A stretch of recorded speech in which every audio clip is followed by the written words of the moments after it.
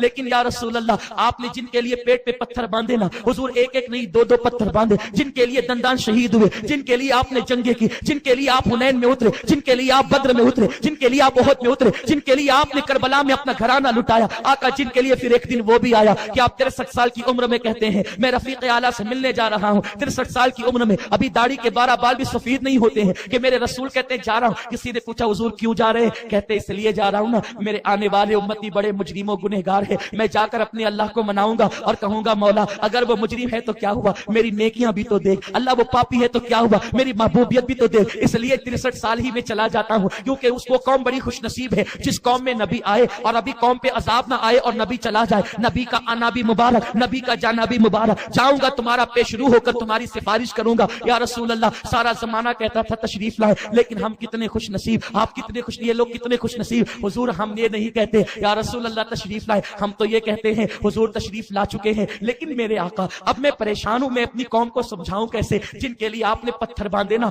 آقا، وہ 15 اگست تو مناتے ہیں لیکن آپ کا میلاد نہیں مناتے آقا، آقا جن کے لیے آپ کے گھر میں ایک ایک مہینے تک چولہے جلے، وہ اپنے چولہے نہیں جلے، وہ اپنے بیٹوں کی پیدائش پر مٹھائی تو بانٹتے ہیں، حالانکہ وہی بیٹا بڑھاپے میں ان کو ڈنڈے مار کے گھر سے نکالنے والا ہے، ان کو گالیاں دینے والے آقا، وہ بیٹے کی پیدائش پر تو مٹھائی بانٹتے ہیں آقا، اگر آپ کی پیدائش پہ کوئی کھجور بانٹتے نا حضور اس پہ شرک کا فتویٰ لگتا ہے یا رسول اللہ۔ اب میں یہ تو نہیں کہہ سکتا نا کہ آپ تشریف لائیں، آپ تشریف لا چکے ہیں یا رسول اللہ، یا رسول اللہ جاہل ہی منع نہیں کرتے، آپ کی میلاد سے عالم بھی منع کرتے ہیں، پڑھے لکھے لوگ بھی، وہ پڑھے لکھے جاہل بھی منع کرتے ہیں، ہم حدیثیں پیش کرتے ہیں تو ضعیف کہہ کے انکار کرتے ہیں، لیکن یا رسول اللہ اب میں آپ سے فریاد کرتا ہوں، دنیا نے آپ سے کہا ہے نا آپ دیر نہ کریں تشریف لائیں، آپ تشریف لا چکے ہیں لیکن اپنی قبر میں آرام کر رہے ہیں، اس وقت یتیموں پہ ظلم ہو رہا تھا تو یتیموں نے کہا تھا دیر نہ کرے تشریف لائیں، بیواؤں پہ ظلم ہو رہا تھا انہوں نے کہا دیر نہ کرے تشریف لائیں، آقا اب میں بھی اس امت کی طرف سے آپ کو آواز لگاتا ہوں،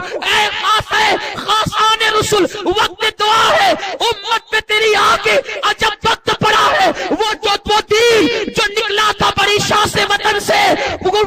پردیش میں وہ آگے غریب الغربا ہے، حضور آپ آ چکے لیکن دیر نہ کرے کرم فرمائے، کیونکہ بیت المقدس میں میری بہنیں لٹ رہی ہے، بیت المقدس کے بچے یتیم ہو رہے ہیں، بیت المقدس میں جوانوں کی لاشیں خاک و خون میں تڑپ رہی ہے، اے میلاد والے مصطفیٰ آج آپ کی شب میلاد ہے، حضور دیر نہ کرے کرم فرمائے، پھر کسی عمر کو بھیج دے تاکہ بیت المقدس پہ اسلام کا پرچم لہرا جائے یا رسول اللہ۔ جب کعبے پہ بت سجے تھے نا اس وقت مکہ والے کہتے تھے، کعبہ کہتا تھا یا رسول اللہ دیر نہ کرے تشریف لائے، آقا آج کعبے پر بت تو نہیں لیکن کعبے پہ بت نما مولوی کھڑے ہیں جو آپ کو گالیاں دیتے ہیں، آپ کو مردہ کہتے ہیں، آپ کے مصلی اور منبر پہ کھڑے ہو کر کے میلاد والوں پہ شرک کا فتویٰ لگاتے ہیں، حضور آپ گواہ ہے نا، اسی مکے کے اندر کبھی آمنہ نے میلاد منائی تھی، کبھی عبد المطلب نے، کبھی عباس نے منائی تھی، کبھی ابن مسعود نے، کبھی شاہ ولی اللہ نے، کبھی غوث الاعظم نے، یا رسول اللہ کعبہ خود گواہ ہے کہ اس نے جھوم جھوم کر کہا تھا اب بتوں سے پاک کرنے والا آ گیا، حضور میں یہ تو نہیں کہتا کہ تشریف لائے، اتنا ضرور کہتا ہوں یا رسول اللہ اب دیر نہ کرے کرم فرمائے، تیرے حبیب کا پیارا چمن کیا برباد، الہی نکلے یہ نجدی بلا مدینے سے، اگر بیت المقدس خطرے میں ہے حضور آپ کا گنبد بھی خطرے میں ہے، آپ کا کعبہ بھی خطرے میں ہے، حضور آپ کی بیٹی کو پیر میں کانٹا چبھے آپ کو یہ بھی گوارا نہیں ہوتا تھا، حضور 1926 میں نجدیوں نے آپ کی بیٹی کے مزار پہ بلڈوزر چلا دیا، ہاں وہی حلیمہ جس نے آپ کو دودھ پلایا اس کے مزار پہ بلڈوزر چلایا، ہاں آقا وہی عباس جس نے آپ کی میلاد بیان کی تھی اور آپ نے کہا تھا حلت لہو شفاعتی، مجھ پر میری شفاعت حلال ہو گئی، آقا اسی عباس کے مزار پہ بلڈوزر چل گیا، 10,000 صحابہ کے مزار کو ویران کر دیا گیا، اب گنبد خضرا کی باری کہنے کے لیے دشمن ناہنجار تیار ہے، میں یہ تو نہیں کہہ سکتا کہ دیر نہ کرے تشریف لائے، یہ ضرور کہوں گا حضور دیر نہ کرے کرم فرمائے، اے نبیوں کے امام تیری اشارے سے جب چاند ٹکڑے ہو سکتا ہے تو تیرے इशारे से मुनकरीन मीलाद खत्म क्यों नहीं हो सकते? या रसूल अल्लाह, मेरा मुल्क हिंदुस्तान भी दुश्मनों के नरगे में है। आगरा में तेरी उम्मत को आका मुशरिक बनाया जा रहा है। राजस्थान की सरजमीन पर तेरे कलमा पढ़ने वाले उम्मतियों को मेरे आका कलमे से दूर किया जा रहा है। एक तरफ तो बुतों के पुजारी है जो उन्हें मुशरिक बनाना चाहते हैं, दूसरी तरफ अपने नफ्स के पुजारी है जो इन्हें शिर्क कह के आपसे दूर करना चाहते हैं। हुजूर, मैं आपका फरियादी हूँ, मुझे उम्मीद है आप जरूर आका, आप जरूर करम फरमाएंगे आका, इसलिए कि मिलाद की रात है, इस रात कोई महरूम न रहा आका, मैं भी महरूम न रहूंगा। हुजूर, हाल ये है मुल्कों में फसादात होते हैं, मुसलमानों की दुकानें जलती हैं, मुसलमानों के मकान जलते हैं, मुसलमानों की बेटियां लुटती है।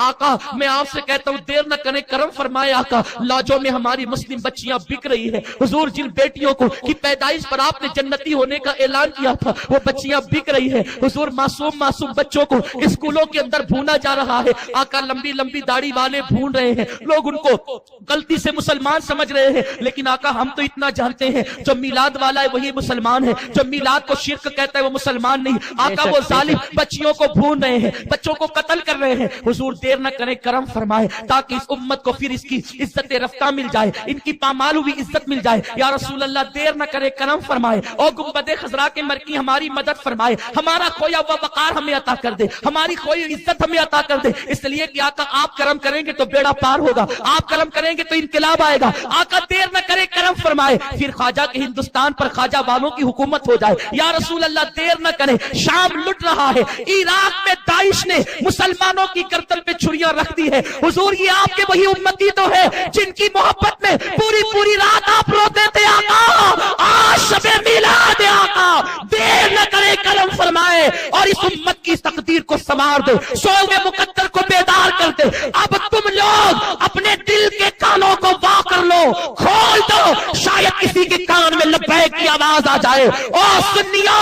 हमारे नबी की आमद की राज आज की रात है। पड़ोसी के घर बेटा पैदा होता है, पड़ोसी खुशी नहीं मनाता, लेकिन जो इसके घर होता है ना वो खुशी मनाता है। तो इंसान को बोलना नहीं पड़ता कि फलां का बेटा, फलां के पोता आया, फलां का भतीजा आया, फलां को भाई आया। बाप को खुशी मनाते देखा, लोग कहते बेटा आ गया इसलिए खुशी मना रहा है। दादा को खुशी मनाते देखा, लोग कहते पोता आ गया इसलिए खुशी मना रहा है। यानी जिसके घर आमद होती है और जिसका रिश्तेदार आता है खुशी वो मनाता है, ऐरा गैरा पड़ोसी खुशी नहीं मनाता। अब मुसलमानों, तुम पहचान लो नबी का कौन है, किसका रिश्ता नबी से है। जिसके घर पे परचम देखो समझ जाओ इसका नबी आया, जिसके घर पे लाइटिंग देखो समझ जाओ इसका नबी आया, जिसकी गली की सजावट देखो समझ दो इसका नबी आया। जिनके घर पे अंधेरा है उनका तो कोई रिश्ता ही नहीं है। रिश्तेदार की आमद पे खुशी मनती है, अजनबियों की आमद पे नहीं। मेरा मुस्तफा हमारा रिश्तेदार है। रिश्तेदार इस तरह से माँ का रिश्ता नहीं, बाप का रिश्ता नहीं, भाई का रिश्ता नहीं, चचा का रिश्ता नहीं, पोते का रिश्ता नहीं,